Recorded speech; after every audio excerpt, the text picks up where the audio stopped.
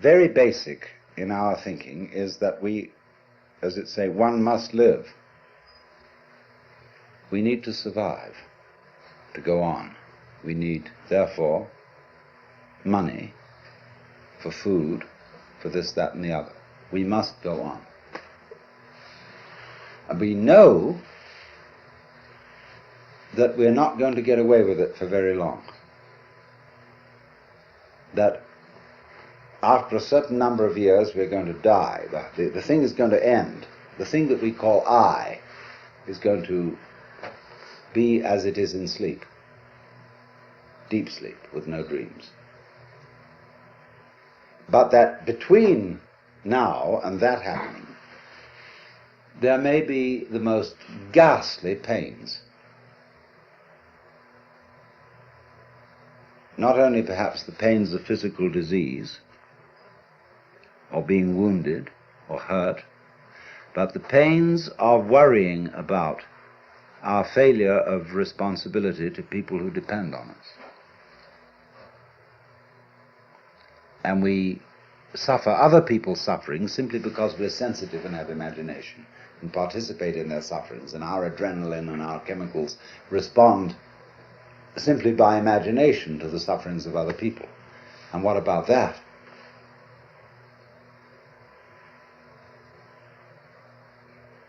And so we can look at these problems and say, now, quite obviously, all these problems cannot be solved in a physical way. That is to say, we do not expect in our lifetime that medical skill will make us exempt from death. We do not seriously expect that human beings will all learn to be nice to each other and will refrain from war and horrors of that kind, racial prejudice and so on. We don't seriously expect to find a method of being protected by taking some sort of drug against all possible disease and pain. So therefore we say, now maybe there's another way around. Maybe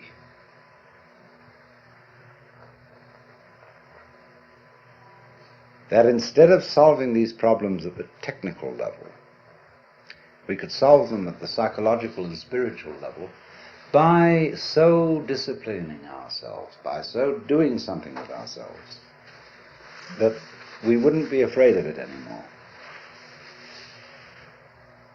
And so, in accord with that motivation, we seek out spiritual teachers, psychological teachers, this, that, and the other. Could we somehow be made over so that we don't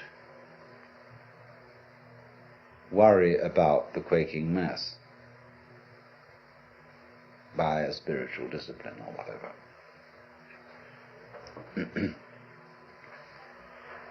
And you see, if you examine that this wanting to overcome the quaking mess and not have it anymore, that precisely is the quaking mess.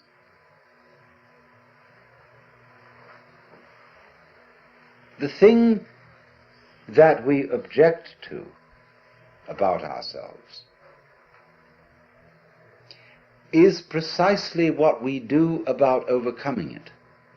In other words, the activity that we employ in overcoming it is the mess that we object to. Do you see that? And it's very important to realize that.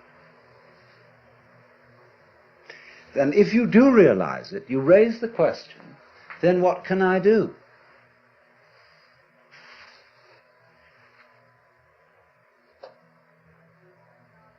What can I do to transform the quaking mess into the state of mind of the true mystic? Well, if you are the quaking mess, there is obviously nothing you can do to transform yourself into the state of mind which you idealize as that of being the true mystic, the Christ, the saint, or whatever. So you realize that everything is phony, that all your ideals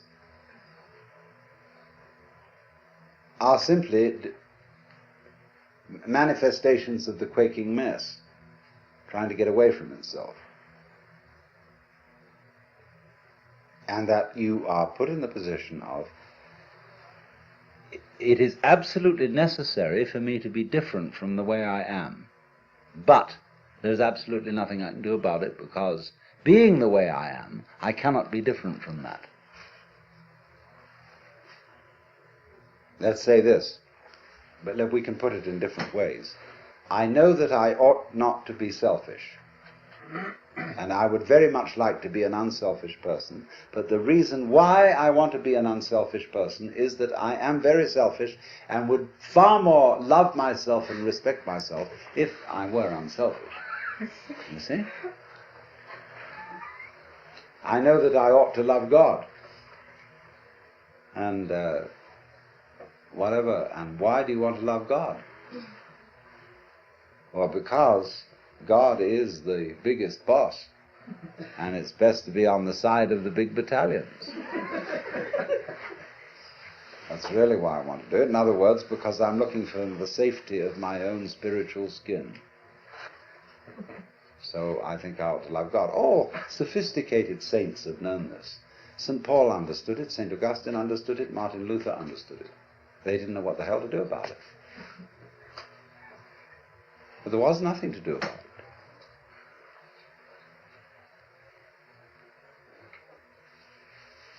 And yet something has to be done. Obviously. But you realize, when you really look into yourself, there's nothing you can do. And this, therefore, is our point of departure. That we here, perhaps not, mutually realize there is nothing we can do to be anything else than what we are.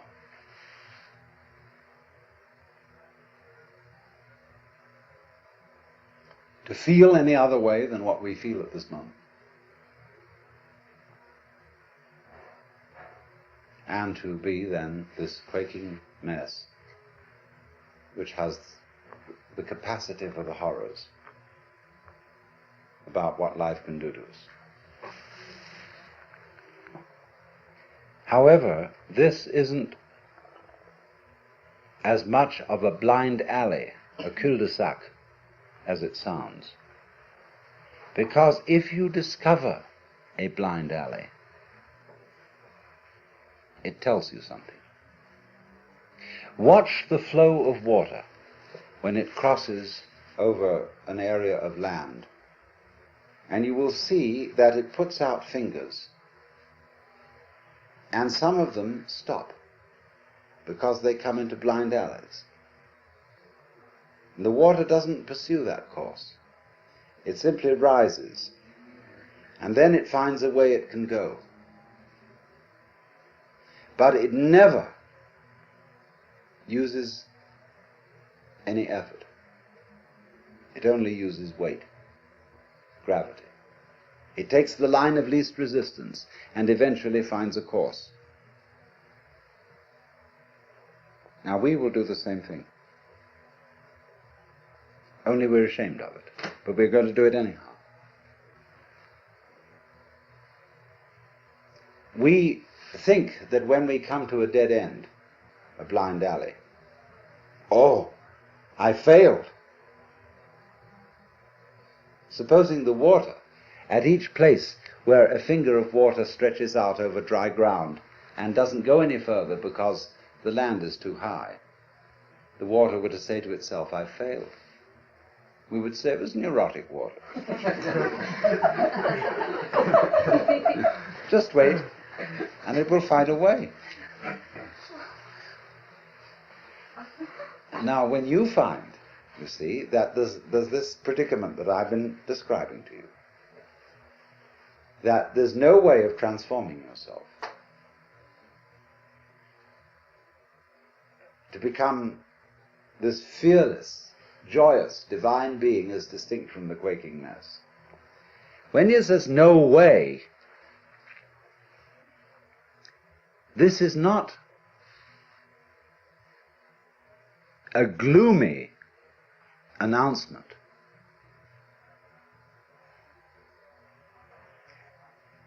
It is a very, very important communication. It's telling you something. Because like the land is telling the water, this isn't the way to go. There's another way. Try over here.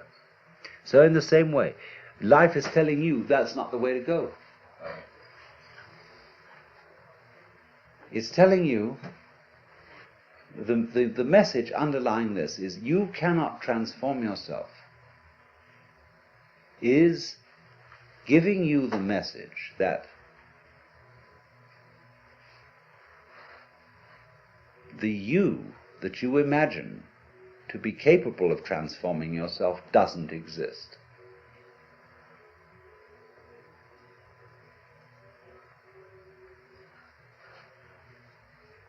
In other words, an ego, an I,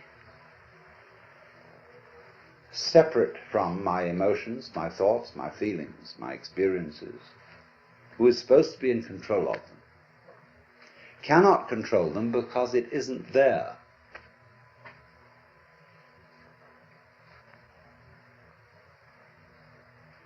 And as soon as you understand that, things will be vastly improved. Now we can go into this. What do you mean by the word I? We're going to make some experiments in this on some number of different levels, but in the ordinary way, what do you mean by the word I? I myself. Your personality, your ego. What is it? Well, first of all, obviously, it's your image of yourself.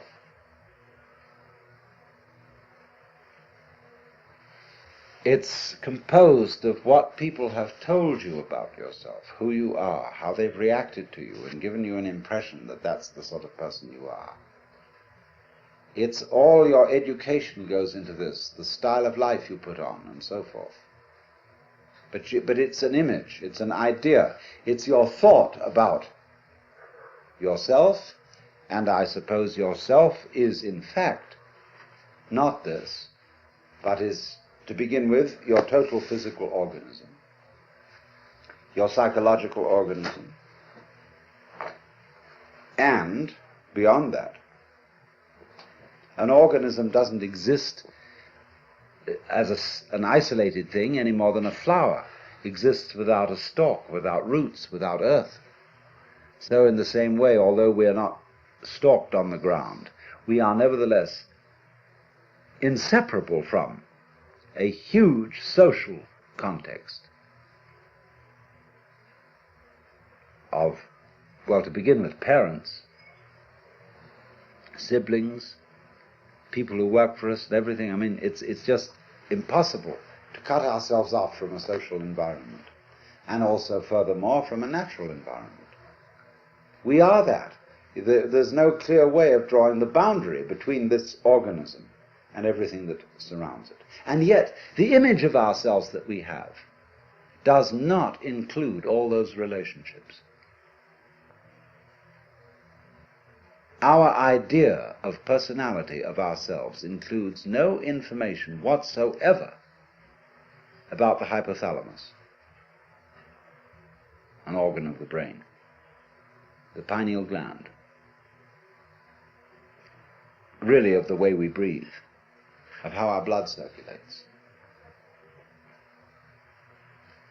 of how we manage to form a sentence, how we manage to be conscious, how you open and close your hand. The information contained in your image of yourself contains nothing about all that.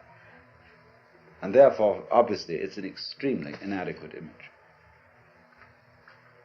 But nonetheless, we do think that the image of self refers to something, because we have the impression,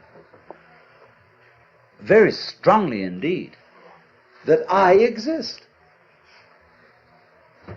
And this isn't just an idea. We think, my God, it's a feeling. It's really substantially there in the middle of us. And what is it? What do you actually sense? Like, when you're sitting on the floor and you feel the floor is there and is real and hard. Okay, what are you sitting on the floor? What do you have the sensation of? That's you here. When you're not hitting yourself. What is it?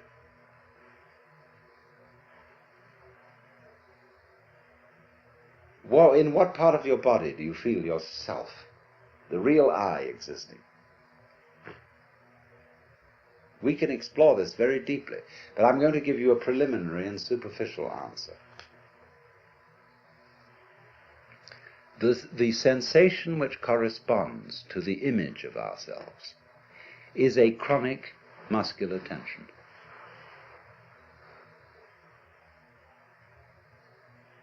Which has absolutely no useful function whatsoever.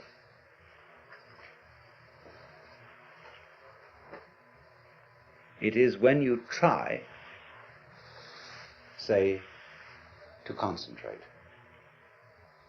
What do you do when you try to pay attention? When I was a little boy in school, I had sitting next to me another boy who had great difficulty in reading.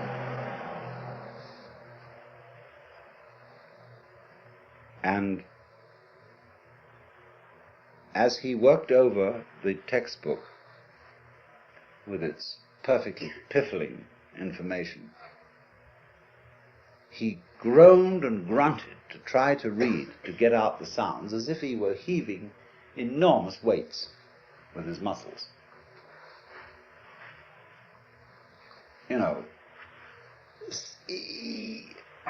Spot, run,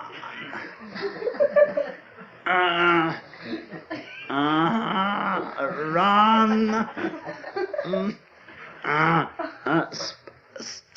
spot, run. It was enormous weights he was heaving. And, the teacher was vaguely impressed that he was trying. Phew! And it had absolutely, all this tying yourself up into a knot has absolutely nothing to do with the way your mind works. Because, look, if you try to see hard, look very intensely, and you make tight muscles around here, and maybe you clench your jaws a bit, if anything, that will make your vision more fuzzy. Because if you want to see something clearly, you must not make an effort. You must simply trust your eyes and your nervous system to do their thing. So you just look like that. I was writing the other night and I completely forgot somebody's name. But I knew that eventually my memory would produce it. And I just sat for a while and said to my memory, you know very well who this person is. Please give me the answer. And so, boing, there it was.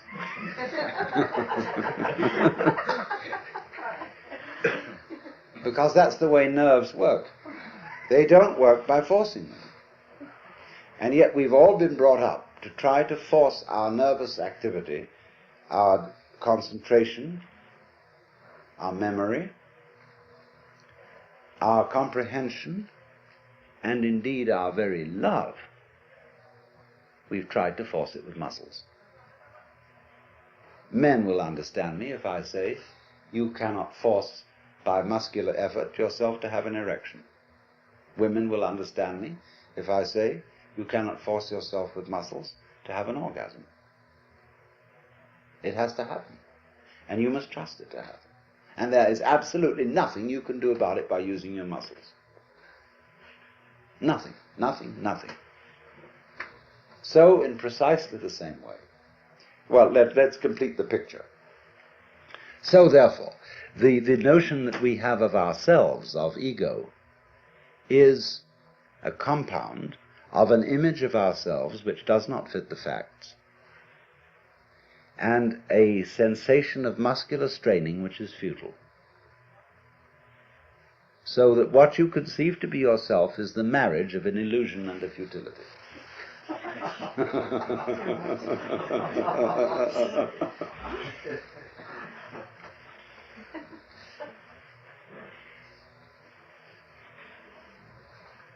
So, well, what are we, if that isn't the case? Well, obviously, if you want to take a scientific point of view, by that mythology, then your organism, about which we know very little, and the organism, as we've seen, is inseparable from its environment. And so you are the organism environment. In other words, you are no less than the universe. Each one of you is the universe expressed in the place which you feel is here and now. You're an aperture through which the universe is looking at itself, exploring itself. And we're going to go into that much more deeply. So when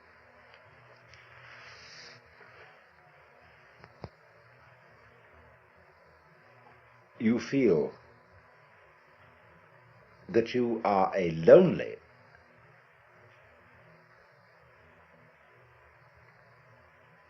put upon, isolated, little stranger confronting all this, see, you have an illusory feeling. Because the truth is the reverse. You are the whole works that there is, that always was and always has been, always will be. Only, just as my whole body has a little nerve end here, which is exploring and which contributes to the sense of touch, you are just such a little nerve end for everything that's going on. Just as the eyes serve the whole body and help it to find its way around, so you are, as it were, serving the whole universe. You're a cell in it. And it's exploring itself. So that you as a function, you are a function of all that. And therefore, if this is so, it just doesn't fit these facts do not fit the way we feel. Because we feel it the other way around. I am a little lonely thing exploring all this universe and trying to make something out of it, get something out of it, do something with it. And I know I'm going to fail because I know I'm going to die one day. So we're all fundamentally depressed. And think up all these fantasies about what's going to happen to us when we're dead and all that kind of thing. What's going to happen to you when you're dead? What do you mean, you? If you are basically the universe, that question is irrelevant. You never were born and you never will die.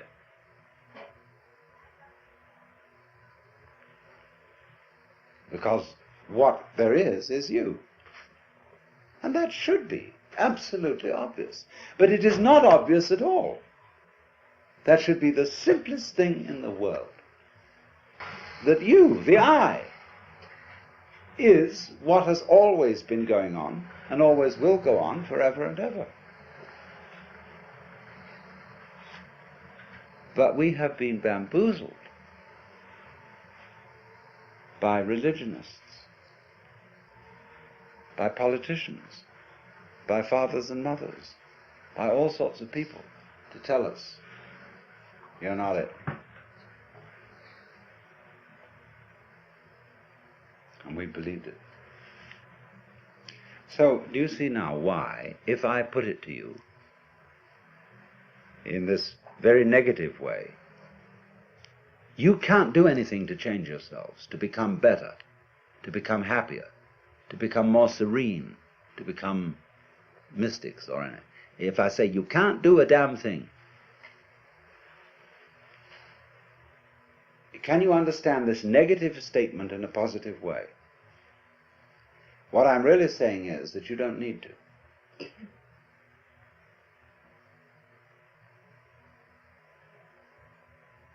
Because if you see yourselves in the correct way, you are all as much extraordinary phenomena of nature as, say, trees, clouds, the patterns in running water, the shape of fire, the arrangement of the stars, the form of a galaxy. You are all just like that.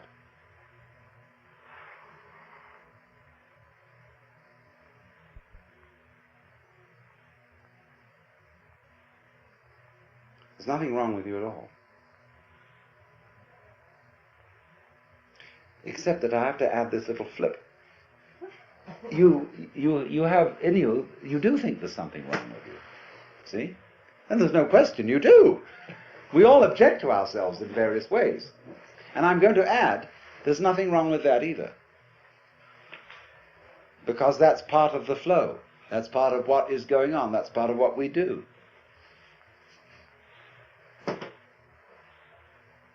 So I don't, you see, what I'm actually going to do is I'm going to deliver you from a sense of guilt. Because I'm going to teach you that you needn't feel guilty because you feel guilty.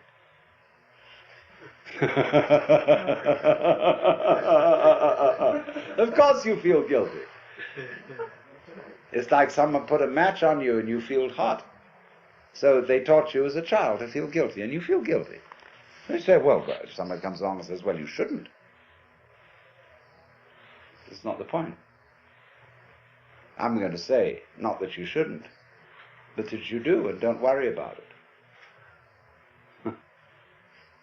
And if you want to say further, but I can't help worrying about it, I'm going to say to you, okay, worry about it. This is the principle called in Japanese judo, meaning the gentle way. Go along with it, go along with it, go along with it.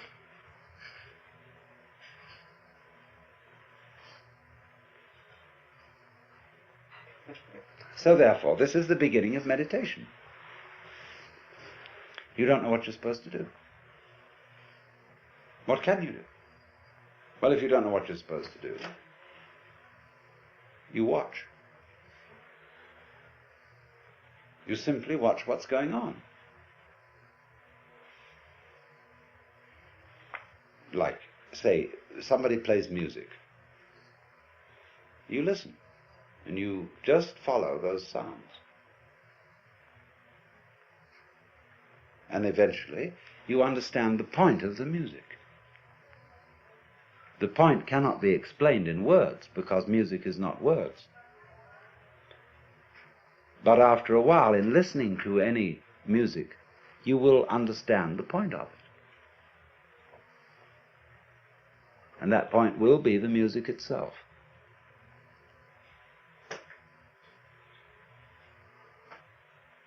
So in exactly the same way, you can listen to all experiences, because all experiences whatsoever are vibrations coming at you. You are these vibrations, as a matter of fact. If you really feel out what is happening, what you are aware of as you and as everything else is all the same. It's vibrations of all kinds, and they're on different bands of a spectrum. Sight vibrations, emotion vibrations, touch vibrations, sound vibrations, all these things adding together are woven.